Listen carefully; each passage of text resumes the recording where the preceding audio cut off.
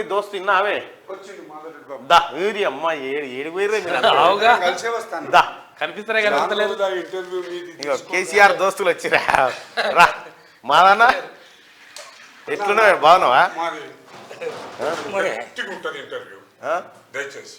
మరేవా ఎందుకంటే మీరు కానీ మరి మేము కూర్చుంటాం తెరిచి అంతేకాదు, వేస్తాం పీక్తాం పడేస్తాం అంటే ప్రభుత్వాన్ని కూలుస్తామంటే ఎవరయ్యే జాగీరు ప్రజలు ఎన్నుకున్న ప్రభుత్వము మీ దోస్తులు అట్లా అట్లా కాదే 10 నిమిషాలు కూడా ఆగుతలేరు.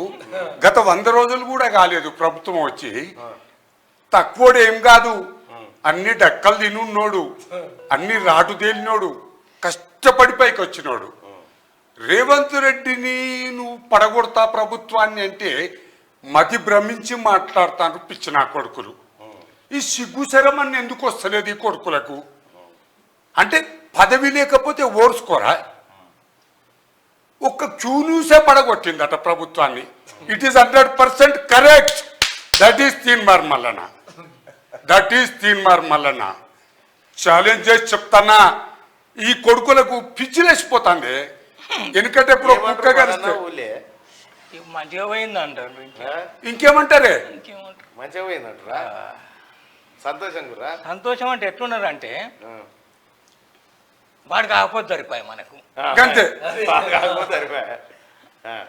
కేసీఆర్ దోస్తు చిన్నప్పటి దోస్తు మాధవరెడ్డి అన్న మన ఆస్థాన కవి, ఎప్పుడు ఈయనే ఉంటాడు. అయితే ఇప్పుడు ఏంది అంటే ఒక్క తీన్మార్ మల్లన్న మీద నజరు పెట్టిండ్రు, ఆఫీసు ధ్వంసం చేసిండ్రు.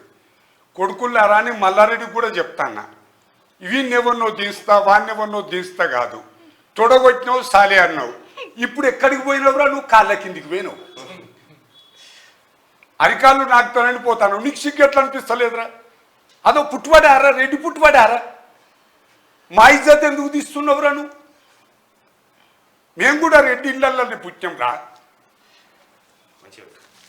అరే గింత గింత ఆవేశం మాటలు ఎందుకు రా భయ్? పైసలుంటే దాచుకోరా భయ్, దోషణ కాడికి సరిపోదురా భయ్. నువ్వు మందిని ముంచి కబ్జాలు పెట్టి, ఇక ఆడెవడో ఉన్నాడు అప్పుడు తీన్మార్ మల్లన్న మీద నిలబడ్డాడు, ఆడు నాకు సుట్టపొడి అవుతాడు. ఆడికి సిగ్గుశరం లేదు, ఆడు కబ్జాలు పెట్టిండు. ఉర్తల్లి ఆగుతలే లేరు భూమి మీద. ఇప్పుడు సరిపోదా? ఇక చూపిస్తాను చూడు. ఇక నడుస్తుంది, మొదలైంది ఆట, ఇక ఆగది. నేను ఆ రోజే చెప్పిన, బిడ్డ కాశనం పేరు చెప్పేందుకు తయారైంది, జనాలు సిద్ధమైనరు, నీకు కాదురా నీ ప్రభుత్వానికి అని చెప్పిన మాట వాస్తవమైందా లేదా మళ్ళీ? అంటే మీ అటువంటి వాళ్ళ కృషి బాగున్నదంట. మేము ఏం చేయలే, మేము ఓటే వేసినాం. మీరు ప్రజలకు చెప్పారు ప్రభుత్వం తీరు విధానాలను.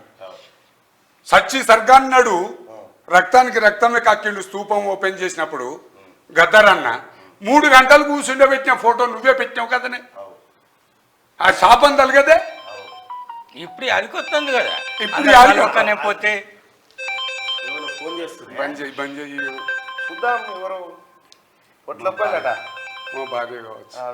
అమ్మ నేను బంద్ చేసింది తర్వాత మాట్లాడతాను. అదే. అయితే ఇప్పుడు విషయం ఏంటంటే, ఇప్పుడు 10 నిమిషాలు కూడా కూర్చోలేకపోతాను రే సీట్ మీద మల్లన్న. ఎందుకంటే పోయింది కదా, పిచ్చిలేస్తాంది కొడుకులకు, చుట్టూ మంది లేరు. అయితే ఏడ కూర్చున్నటోడు ఏడు కచ్చి కూర్చుంటాడు. ఇప్పుడు అదో పిచ్చి ఆగుతలేవు కాల్మిగో నాకు గద ఊగినట్టు. ఎందుకు మరి వీళ్ళు నిలదొక్కుంటలేరో నాకు అర్థమైతే లేదు. మంచి చేస్తారా చెడు చేస్తారా కాసేపు ఆలోచన చేయాలి. ఇప్పుడు మన గవర్నమెంట్ ఏమో మహిళలకు ఫ్రీ బస్ ఇచ్చింది, ఆ తర్వాత ఆరోగ్యశ్రీ దాన్ని కటాఫ్ పెంచింది, ఏది డబ్బు పెంచింది. ఆ తర్వాత రేపు మాపు 500 రూపాయలకి గ్యాస్ సిలిండర్ 200 యూనిట్లు ఉంటే అవి కూడా చేస్తా ఉన్నారు. మరి కేసీఆర్ వచ్చి మళ్ళీ ఏం జరగొడతాడట ఇట్లా నాకు అర్థం కాదు. ఇప్పుడు ఆయన కూడా అన్నాడు కదనే, ఏమని 400కు సిలిండరే ఇస్తా అని. మరి ఆయన ఎందుకు నమ్మలే? నేను అదే అంటానా, నువ్వు అన్ని చూసినాం, నిన్ను పక్కకు పెట్టాలని ఆలోచన వచ్చింది, చేసారు అంత తప్ప నువ్వు ఏది చెప్పకిగా. రైట్, ఒక్క మాట చెప్పు మాదన్న, ఎందుకంటే నువ్వు కేసీఆర్ దోస్తు కాబట్టి చెప్తా ఉన్నా, చిన్నప్పటి దోస్తు కాబట్టి. కేసీఆర్కి ఇటువంటి ఆపద ఎదురైనప్పుడు ఏం చేస్తాడే, ఎటువంటి ఉపాయం కడుతుంటాడు ఈయన? ఇక అందరిది మందిని ఇట్లా ఇట్లా పట్టుకొని ఎట్లా చేస్తే అక్కడికి వస్తుంది, ఎట్లా చేస్తే అక్కడికి వస్తుంది అని సలహాలు తీసుకుంటాడు. ఇప్పుడు ఇక ఇదివరకు సలహాలు తీసుకోలేదు కదా, ఇప్పుడు వాళ్ళని కలవకనే ఇట్లా అయింది అని అంటాడు. నేను మొన్ననే చెప్పిన, ఇప్పుడు ఇదే ముచ్చట 4 ఏళ్ల కింద 5 ఏళ్ల నుంచి కూడా మమ్మల్ని ఎట్లా చేస్తామే అని మొదటి నుంచి అంటే మేము నీ బాట తప్పిపోయింది, బండి బూడలా పడుతుందని చెప్పుదుము, దాన్ని మెల్లగా యుతకి తీస్తాము. ఇప్పుడు భూమి పుండ్లో పడ్డట్టు పడ్డది ఈయన. ఇప్పుడు ఇటు ఇట్లా నా కొద్ది లోపల, ఇటు ఇట్లా నా కొద్ది స్టార్ట్ చేసిన కొద్ది కిందికి పోతుంది అది మీదికి రానిగా. చేయగా వాడికి జన్మల రాడు. నేమేం అటువంటి వాళ్ళం, మనిషికొక్క కొబ్బరికాయ కొమరెల్లి మళ్ళీ మోయినాం, మాకు చాలా దూరం కూడా పోరాదు, దగ్గర ఉంటుంది కదా. ఆయనతో మొక్కుని దండం పెట్టినాం, కొట్టినాం. కానీ ఇంకొకటి కొట్టేది ఉన్నది, 2 మొక్కినాం కదా. వీడు జైలుకు పోవాలి. ఈ 4 నెలల్లో మేము ముఖ్యమంత్రి గారికి చెప్పు, నీ కోరిక చెప్పే ఏం చేయాలనో. నీ ఇంకో కొబ్బరికాయ కోరిక అంతే అంటాను కదా. అటు చూసుకుంటే కలవనీయకుండా చేసినావు కదా, ఇప్పుడు కూడా మన కాలేకపోతే పోదాం అనుకున్నాం. పేర్లోనే ఉంది కానీ కలవకుంటా ఉన్న చంద్రశేఖరరావు ఆయన చంద్రశేఖరరావు గారిని కలుతాం. కొద్ది రోజులలో ఆయన మీద ఎంక్వైరీలు పెట్టి ఏం దండం పెడతాము.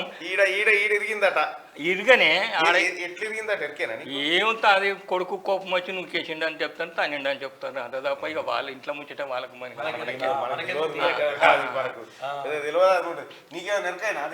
ఏం లేదు. బాబు బొమ్మడుతులు కొట్లాడుకుంటా అంటే పెద్ద మనిషి అడ్డం పోయిండట, జస్ట్ ఇట్లా అన్నాడేమో చేయితోని, అంటే పుట్టుకున్నది. అయితే దానికి ఇప్పుడు పెద్ద సమస్య కాదు. కానీ ఇప్పుడు ఈయనేందో ఏకుతా పీకుతా అని అసెంబ్లీకి వస్తాడు, టైగర్ వస్తాడు, ఇక మా వస్తాడు అనుకుంటా మాట్లాడితే తీసి అక్కడ మడత పెట్టి ఇట్లా కూర్చునే పెడతాడు. కుర్చీ మడత పెట్టి ఇట్లా కూర్చునే పెడతాడు. బిడ్డ కింద కూర్చో అని. సామాన్యుడు కాదు రేవంతు. ఈ పొంగులేటి గురించి మాట్లాడు ఎక్కడిదే. ఖమ్మంలా ఈయనేమో ఏకి పీక్ పడిదిగినట్టు ఢిల్లీ గదే తీస్తా, ఇంకేం ఎంపీ సీట్లు వస్తాయి. నువ్వు ఒక్కని గెలువు నిలబడి చూస్తా, నేను దమ్ముంటే ఛాలెంజ్. నువ్వు ఒక్కని నిలబడి ఇప్పుడు ఎంపీగా నీ ఒక్క నువ్వు గెలుస్తారా? ఏది పార్లమెంట్ పార్లమెంట్ రాడు, పార్లమెంటు రాడు, ఏడికి రానిగా. కారు సర్కారు కథమున్న బేకారు, కథం అదే. ప్రజలు తీర్పు అందరూ ప్రతి న్యూస్ చూస్తుండ్రన్న, పేపర్ చదువుతలేరు, ఛానల్లే చూస్తుండ్రు. ఎవరికి చూడు సెల్ ఫోన్లు ఇట్లా ఆన్ చేస్తాను, చూస్తాను. ఏంది ప్రభుత్వాన్ని, ఈ ప్రభుత్వం అహంకారం వచ్చినప్పుడే పోలీసులు మీద బ్యాగ్ పోగొట్టుకునే ఇప్పటికీ ఇంతవరకు ఆ బ్యాగ్ లేదు. దాని వలన నాకు పెద్ద అయినా నేను చెప్తా దాని గురించి. కానీ కోపం ఏంటంటే ఆయనది, సంతోషం ఏంటంటే కోపం ఉన్నది సంతోషం. కోపమేమో ఇదివరకు కలవకపోతే మంచి సమస్యలు చెప్పుదామంటే నువ్వు నాశనం అయిపోతుంది. ఇక అదేమో కోపం. ఇక ఇప్పుడు ఇంకొకటి బాధ ఏంటంటే నువ్వు ఈ ఏదైతే మొదటి నుంచి ఉన్నట్టు అట్నే ఉంటే ఇప్పుడు పక్క పొంటి వాళ్ళు అంతా ఎటువంటి వాళ్ళు ఉన్నారు అనుకుంటున్నావు. మన రాబందుల సొంటోళ్ళు ఒక బక్కది పడ్డదు అంటే ఎన్ని కిలోమీటర్లు ఉంటాయో ఎక్కడ ఉంటాయో అవి తెలివైంత పెద్ద గద్దలు. ఇప్పుడు అటువంటి వాళ్ళు వచ్చి నేను పిక్క తిన్నారు, నువ్వు ఎతావు అది పోతాడు. అయితే ఇంకొక డబ్బు ఉన్నదని అనుకుంటాను. అయితే పక్క పొంటి వాళ్ళు కూడా లక్షల కొద్ది కోట్ల కొద్ది సంపాదించుకున్నారు, వాళ్ళ మీద కూడా జరుగుతుంది ఎంక్వైరీలు. నువ్వు 5 ఎకరాలు ఉన్నావు, నువ్వు 500 ఎకరాలు అని అనరా ఊళ్ళో పొంటి? అవన్నీ చేయాలి. మన ఊళ్ళో ఎట్లా కాంగ్రెస్కి వచ్చిందా మెజార్టీ? ఎక్కడ? అది బతిపడిగల కాంగ్రెస్కు తక్కువనే, బీజేపీ వానికైతే ఓట్లు తక్కువ వచ్చినాయి కదా. 3 లక్ష 2 లక్షలు వచ్చింది, 83,000 వచ్చింది. దున్నపోతులు పత్తాలాంటి గానే తెలియదా బాబుది బతిపడిగానే. అరే పెళ్లికి పోయిన వాటి కదా, హుస్నాబాద్ పోయి అటుకేని వస్తా ఉన్నా, అటుకని ఇటు జనగా వెళ్దామని వస్తాను బదిపడే కాడ ఆపి నా బోర్డు చూసినారా ఇదేనా అని అదే. ఆడ షేవింగ్ మంగళైనది డబ్బు ఉందిగా ఉంది. అని పిలిచి అడిగిన ఇదే నా బదిపడి అంటే ఇదే అన్నాడు. ఓకే ఓకే అని చెప్పి వచ్చి అయితే అయితే వాళ్ళు అడిగారు మళ్ళీ ఏదో పెళ్లికి వచ్చిండట అని నాకు ఫోన్ చేశారు. నాకు తెలియదు మరి. వచ్చిపోయినా అయితే వచ్చే ముందు ఫోన్ చేస్తాడా ఈ దూరం నిమ్మల పడ్డట్టేనా మీరు ఇంకేమైనా ఉందా? నిమ్మల పడ్డట్టు కాకపోతే సంతోషం ఉన్నది. ఇంకో కొబ్బరికాయ ఉన్నది కొట్టేది. ఒక్క కొబ్బరికాయ కోసం వచ్చినావు మళ్ళా? ఆయనతో పాటు ఎన్ని రోజులకు పోతాడు అటు. అది నా చేతులు లేదే. అంత ఆవేదన ఉన్నదన్నట్టు. ఏమంటూ నెరికేనా ముఖ్యమంత్రి గారు ఈయన కూలగొడతారు. ఎవర్రా కూల్చేది? ప్రజాప్రభుత్వాన్ని పడగొడితే ప్రజలు ఊరుకుంటారా? తెలంగాణ ఎవరి చేతుల్లో భద్రం పండబెట్టి కసరు గక్కేటట్టు దొక్కుతా అంటాడు. మంచి పని చేసి కసరు గక్కేటట్టు దొక్కుతాడట. చూడన్న గట్లంటే ఊకోడు